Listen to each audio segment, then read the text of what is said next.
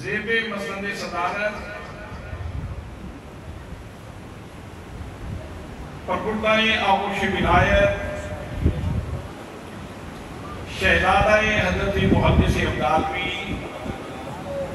پیر طریقت رہبر شریعت جناب حضرت علامہ مولانا صاحبزادہ پیر محمد نور المصطفیٰ ندوی صاحب سجادہ نشین آستانہ عالیہ خانقاہ ڈوگرہ شریف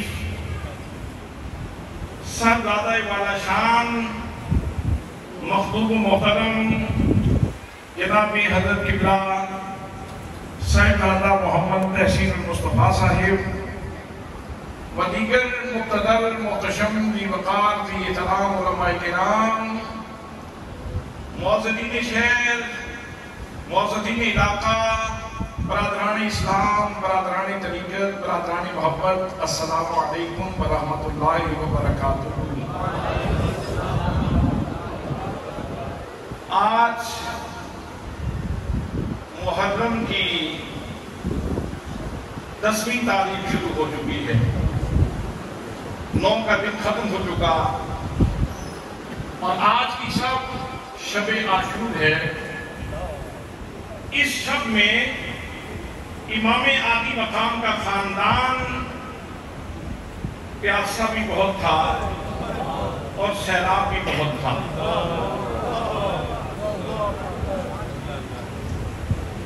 اس شب میں امام حسین رضی اللہ تعالیٰ عنہ آپ مقام تہجد پہ بھی بہت تھے اور مقام یقین پہ اوپر بھی بہت تھے۔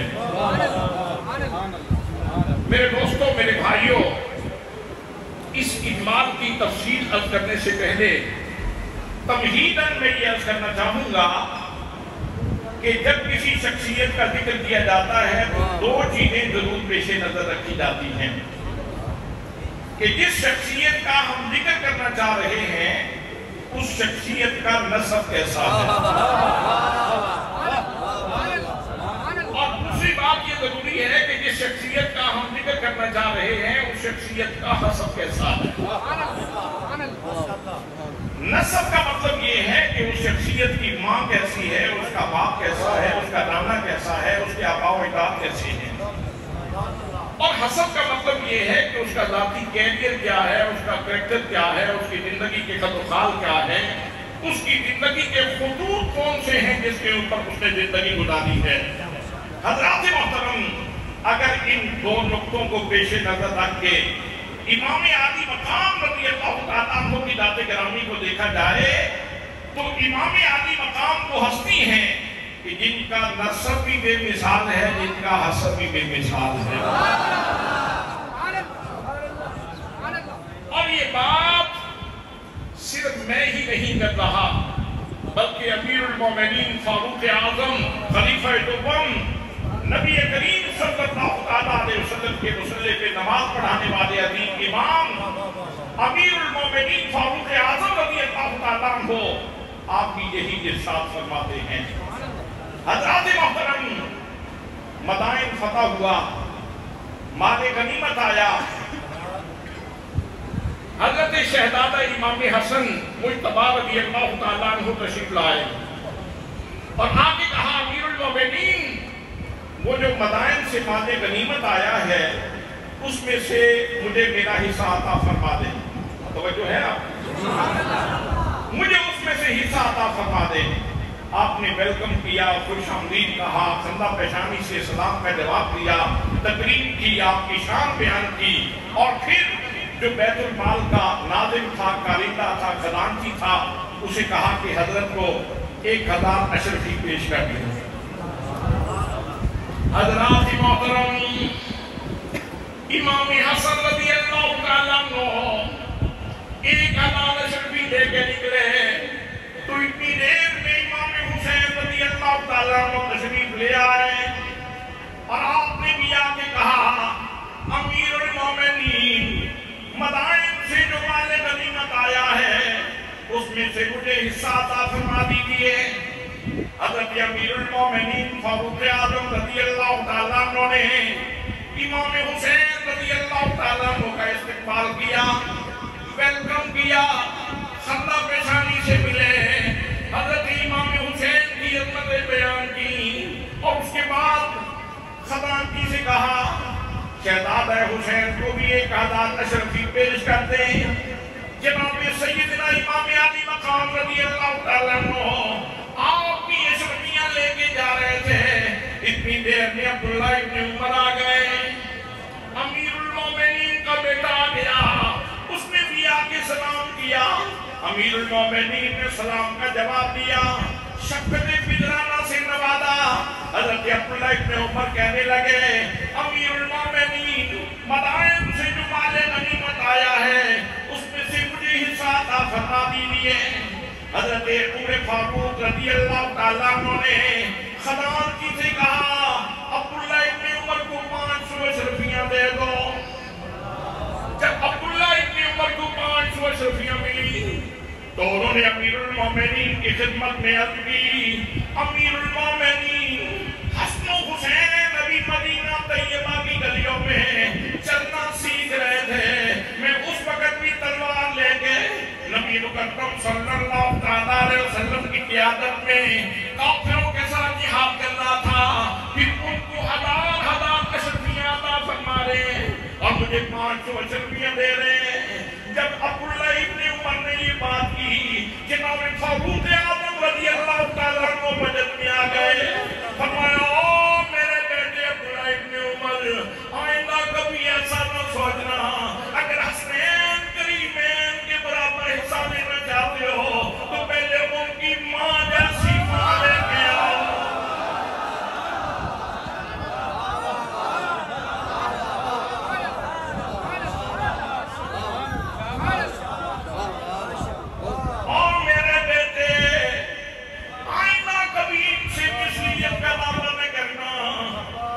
اگر کوئی اتنا حصہ لینا چاہتا ہے تو ان کے باپ جیسا باپ لے کے آؤ، اور میرے بیٹے ان کے نانے جیسا نانا لے کے آؤ، ان کی نانی جیسی نانی لے کے آؤ، ان کی ماموں جیسا ماموں لے کے آؤ، ان کی چچا جیسا چچا لے کے آؤ، ان کی خالہ جیسی خالہ لے کے آؤ، پھر دعویٰ کر لینا۔ اور میرے بیٹے یاد رکھو تمہیں یہ معلوم ہونا چاہیے یہ شہزادے وہ شان والے شہزادے ہیں کہ جن کی امی جان فاطمہ زہرا ہے۔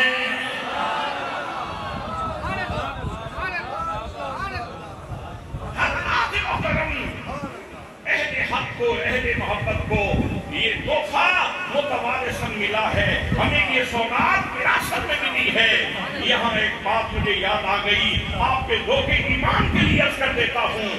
کسی مجلس میں، کسی جلسے میں، کسی کانفرنس میں حضرت شیخ الاسلام خواجہ محمد قمر الدین سیالوی رحمۃ اللہ تعالیٰ علیہ موجود تھے، اور نعت خان نے نعت پڑھی اور اس کے بعد جب منقبت پڑھنے لگا حضرت سیدہ طیبہ فاطمہ زہرا کی تو آپ نے فرمایا رک جاؤ، رک جاؤ۔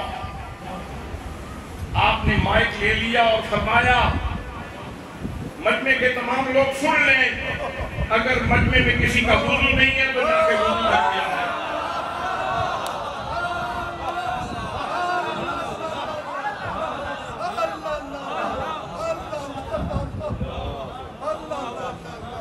اور جب لوگ وضو کر کے آ گئے تو پھر آپ نے مائک لیا اور فرمایا سننے والوں سنو، یہ نعت خان منقبت پڑھنے لگا ہے تو منقبت میں اگر سیدہ طیبہ فاطمہ زہرا سلام اللہ علیہا کا ذاتی نام آ جائے تو اس طرح سینہ نکال کے مت سننا، جب فاطمہ زہرا کا نام آئے تو سب جھکا دینا، آنکھیں جھکا دینا۔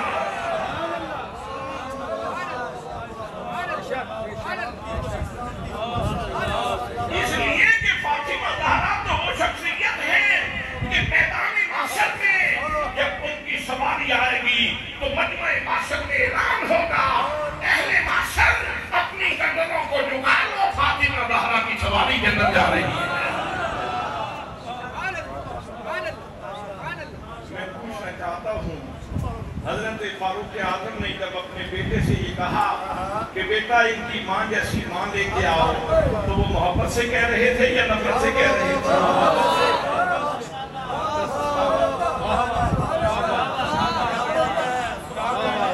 نفرتوں کے بیوباری پتہ نہیں زمانے کو کیا دینا چاہتے ہیں۔ حضرات محترم، مجھے بتائیے کہ جب عبداللہ ابن عمر رضی اللہ تعالیٰ عنہ کو ان کے والد گرامی یہ ارشاد فرما رہے تھے، بیٹا خیال رکھنا ان کے باپ علی المرتضیٰ ہیں۔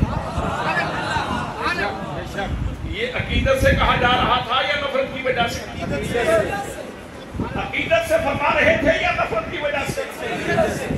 حضرات محترم، اسی وجہ سے ہم کہتے ہیں اہل نظر کی یاد کا تارا علی علی، اہل نظر کی یاد کا تارا علی علی، اہل وفا کے دل کا سہارا علی علی، اہل وفا کے دل کا سہارا رحمت نے لے لیا مجھے آغوش دور میں،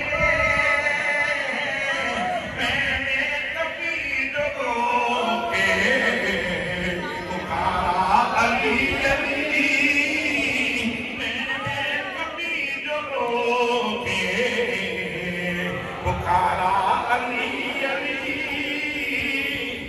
عالمی مغفرت کی سند ہے ہمارے پاس، ہم ہیں علی کے روزے، ہمارا علی علی، ہم ہیں علی کے روزے،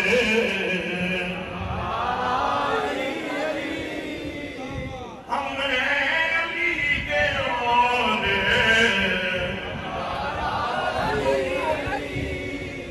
عالمی مغفرت کی سند ہے ہمارے پاس، ہم ہیں علی کے روزے، ہمارا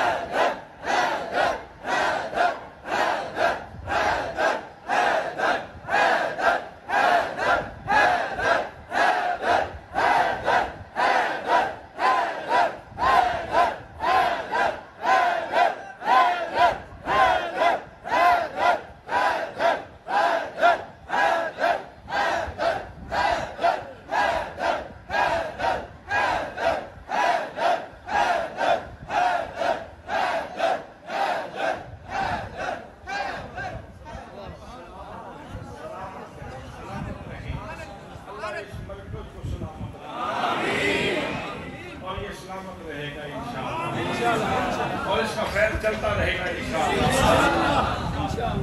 میرے دوستوں، میرے بھائیوں، امیر المومنین اپنے بیٹے سے ارشاد فرما رہے ہیں، فرماتے ہیں او میرے بیٹے یاد رکھنا ان کے نانا محمد مصطفیٰ ہیں،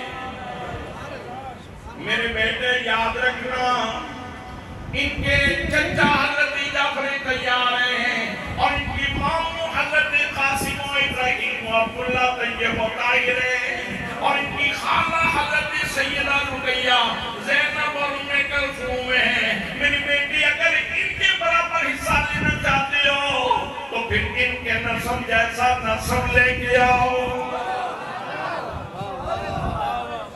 آدم چشتی بول بڑا، اس نے کہا جسری مثلی مثال نہ کوئی، خودی کو داد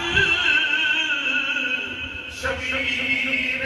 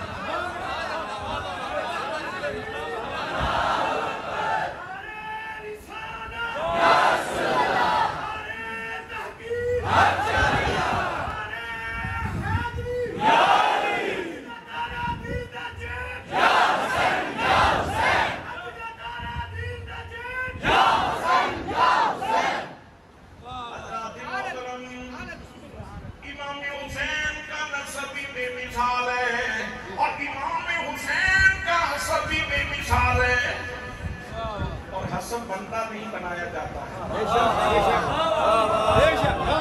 ये शख्सियत की जाती है, बनाया जाता है।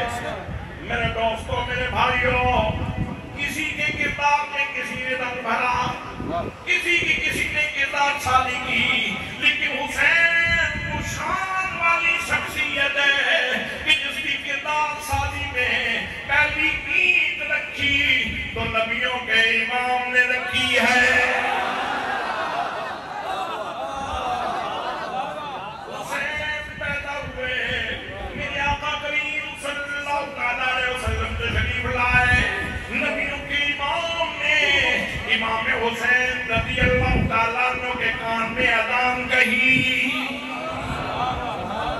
मत समझो कि ये अज़ान किसी आम आलिम की, मुफ्ती की, किसी आम इंसान की अज़ान थी। हज़रात मोहतरम, ना अज़ान मामूल की थी, ना अज़ान कहने वाला मामूल का था, ना अज़ान सुनने वाला मामूल था।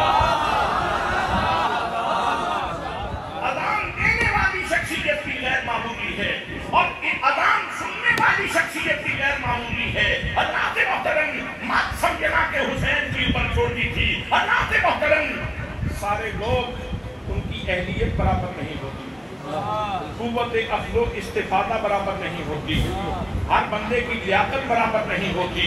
और इस बात को समझाने के लिए मैं इस बात का सहारा लेना चाहता हूँ कि ऐसी भी शख्सियत गुजरी हैं जो अय्याम तफूलियत में होते हैं, माँ की गोद में होते हैं, तो उनको पता चल जाता है माह रमजान है, मुझे माह रमजान की इज्जत करनी है।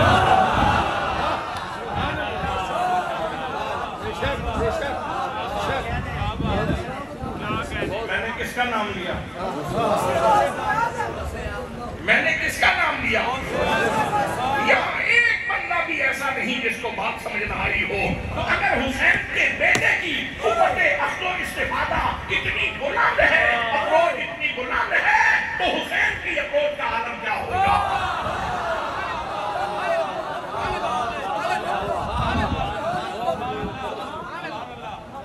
हुसैन करीम को अल्लाह करीम ने जो कुव्वत मुदरिका अता फरमाई, जो कुव्वत शऊरिया अता फरमाई, हज़रात मोहतरम, यहाँ दीगर खूबियों से अल्लाह करीम ने आपको नवाजा था, वहाँ साथ ही कुव्वत मुदरिका से भी अल्लाह करीम ने आपको नवाजा था। और मेरे दोस्तों, यही वजह है कि इमाम आली मकाम ने अपने अमल से साबित किया, नाना जान अज़ान पढ़ना आपका काम था, पढ़ दिया आपने। नाना जान जैसे आपकी अज़ान पे मिसाल है, वक्त आएगा हुसैन शब-ए आशूर को भी नमाज पढ़ के लोगों को बता देगा कि नमाज कैसे पढ़ी जाती है।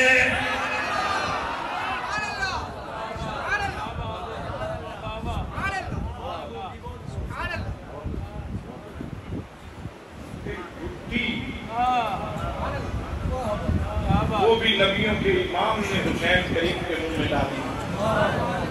घुट्टी की तासीर तो आज के समाज में भी मुसल्लम है, आज भी सोसाइटी में इसकी तासीर को माना जाता है, आज भी लोग इस बात को मानते हैं कि घुट्टी की तासीर होती है। हज़रात मोहतरम, अगर उंगली के साथ घी और शक्कर लगा के ये अगर बच्चे के मुंह में डाली जाए तो इसकी तासीर मुसल्लम है।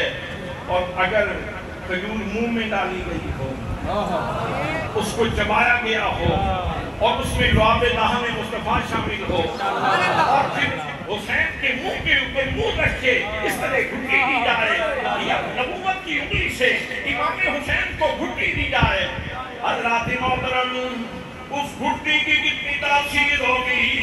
आज जमाना हैरान है, इतने मुश्किल तरीन हालात में इमाम हुसैन की जुबान पे झूठ क्यों नहीं आया? इमाम हुसैन की जुबान पे गलत कलमा क्यों नहीं आया? इमाम हुसैन की जुबान पे कोई गलत बात क्यों नहीं आई? लोगों, जिसने नबी मुकद्दम सल्लल्लाहु अलैहि वसल्लम की कलवा दहन चूसा, मेरे नबी से घुट्टी ली और लुआबे दान की, उसकी गर्दन तो कट सकती है लेकिन जुबान पे झूठ का कलमा नहीं आ सकता।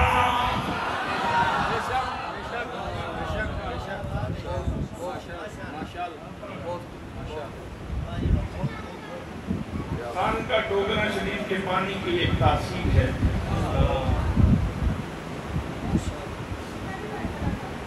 اور زمزم کی ایک تاثیر ہے۔ متوازن غذا ہے، دودھ میں اتنے غذائی اجزاء نہیں پائے جاتے جتنے زمزم میں پائے جاتے ہیں، جتنے زمزم میں پائے جاتے ہیں۔ بھائی اتنے غذائی اجزاء گوشت میں نہیں پائے جاتے، ماہرین کہتے ہیں، جدید سائنس کہتی ہے اتنے غذائی اجزاء زمزم میں، اتنے غذائی اجزاء گوشت میں نہیں پائے جاتے اتنے زمزم میں پائے جاتے ہیں۔ تو زمزم نے تو حضرت اسماعیل علیہ السلام کے پاؤں چومے ہیں۔ اگر جناب اسماعیل کے قدموں سے لگنے والے پانی میں اتنے غذائی اجزاء موجود ہیں اور اتنی تاثیر موجود ہے، تو مصطفیٰ کی زبان سے اور مصطفیٰ کے دہان پاک سے نکلنے والے دعویدار میں جتنی تاثیر ہوگی۔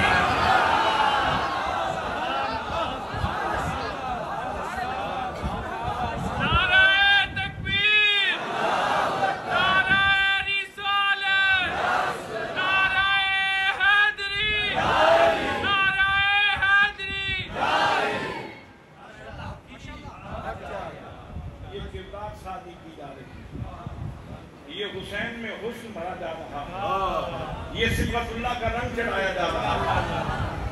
حضرات محترم، پھر تربیت کا مرحلہ شروع ہوا۔ امام حسین رضی اللہ تعالیٰ عنہ ماں کی گود لیے کریں تو ماں بھی غیبت کرنے والی نہیں، ماں بھی غلط جملے بولنے والی نہیں۔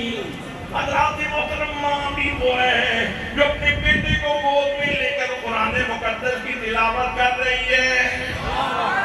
وہ منظر کیسا ہوگا جب قرآن سننے والا بیٹا حسین ہوگا اور سیدہ فاطمہ زہرا سلام اللہ علیہا نے اپنی شہزادی کو گود میں لیا ہوا ہوگا اور آپ پڑھ رہی ہیں یاسین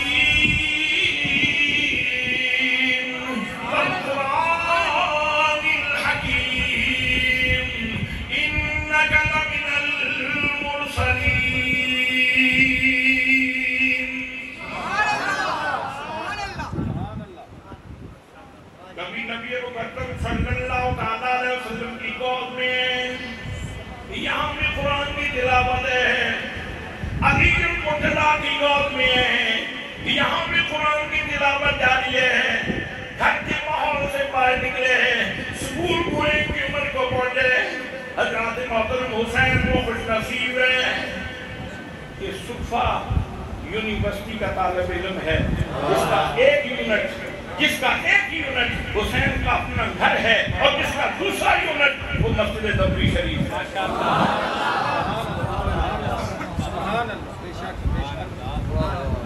اگر کوئی رنگ چڑھانے والا ہو تو اس کا رنگ نظر آتا ہے، اس کا رنگ نظر آتا ہے۔ آپ حضرت محدث عبداللہ تھے، یہاں پوری دین تشریف فرما ہو، عقیدت مند تشریف فرما ہو، جن لوگوں نے ان سے رنگ لیا ہے، زمانہ ان کو پہچانتا ہے۔ نقاد عصر ضیاء الامت حضرت سسکی محمد کرم شہادت علی رحمت اللہ تعالیٰ علیہ، آپ سے جن لوگوں نے استفادہ کیا ہے، آپ کا رنگ ان لوگوں کے اوپر نظر آتا ہے۔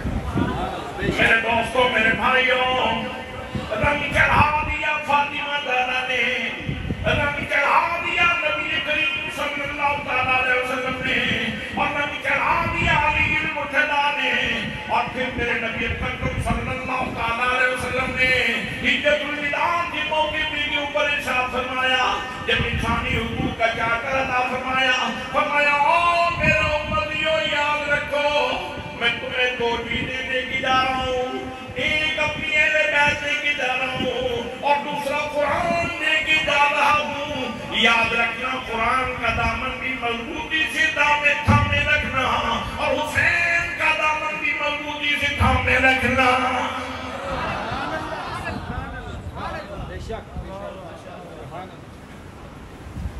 سوچنے کا مقام ہے کہ حسین اور قرآن کو اکٹھا کیوں بیان کیا جا رہا ہے۔ قرآن دیا تھا تو قرآن لارب کتاب ہے، ہدی للمتقین کی شان رکھتی ہے۔ وَنُنَزِّلُ مِنَ الْقُرْآنِ مَا هُوَ شِفَاءٌ وَرَحْمَةٌ لِلْمُؤْمِنِينَ کا اس کے اندر تاثیر موجود ہے. جب قرآن دیا تھا تو حسین کی ضرورت کیا تھی, اور جب حسین دیا تھا تو حسین کے اوپر رنگ کو خود چڑھایا تھا, تو پھر حسین ہی کافی تھا, قرآن کیوں دیا ہے؟ حضرات محترم, میرے حکمتوں والے نبی جانتے تھے وقت آئے گا جب قرآن کی تعلیمات کو پامال کیا جائے گا. اس کو قرآن تو نہیں بولے گا لیکن حسین کہے گا میں اپنا خاندان تو قربان کر سکتا ہوں لیکن قرآن کی تعلیمات کو بدلنے کی اجازت نہیں دوں گا.